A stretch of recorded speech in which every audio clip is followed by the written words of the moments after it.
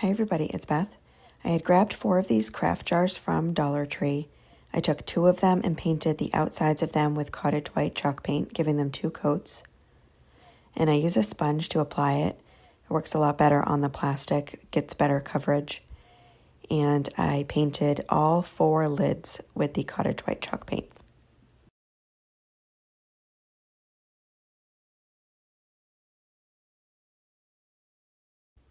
Once they were completely dry, I took a matte varnish by Waverly and applied a layer of that to everything I painted.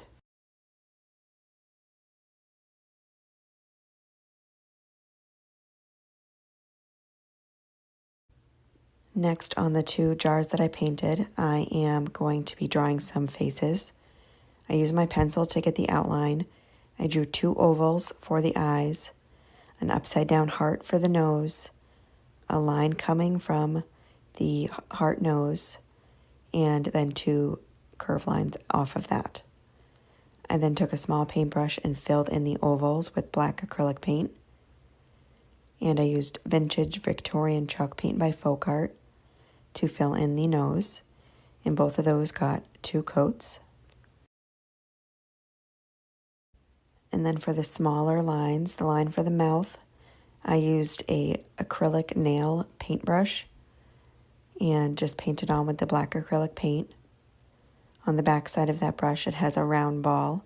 I dip that in the paint and make some speckles next to the nose and paint some whiskers. And then I also paint some eyelashes, just a few lines coming off of the eyes.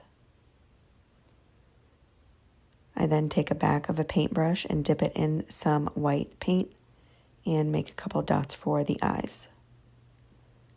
Next, I'm taking this white burlap that I got from Dollar Tree, and I cut a piece of that, and I'm applying Mod Podge to pretty much one whole side. Just a nice generous layer covering most of it.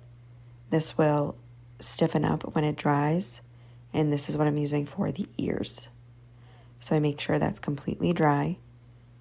And then I had cut a cardboard template of a little bunny ear shape, and I cut 4 of those pieces out.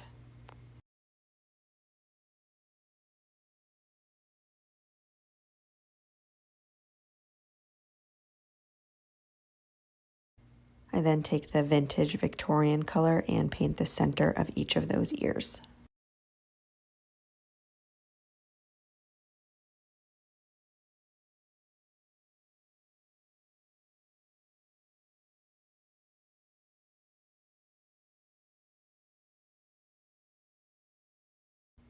I then add back on the lids for the 2 I painted. And I take the little ears, and they're really stiffened up after the Mod Podge, so I can bend that bottom and hot glue that to the top of the lid. And I kind of bent it at an angle so the ears go outward a little. I had made a larger version of these the other day. It was just decorative, but then I wanted to make some smaller ones that you could give as gifts, add some candy in them, and they're just really cute. So what I do to the bottom 2 is I just add some candy into each of them,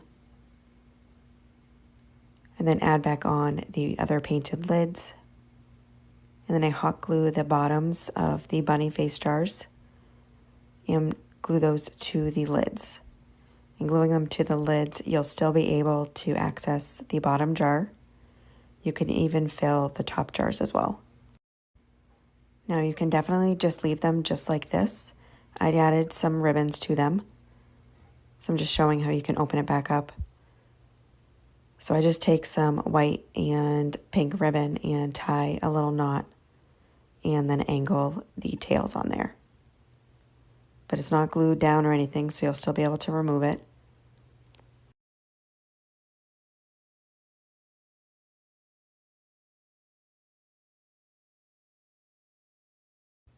That's it for this project. Thank you so much for watching.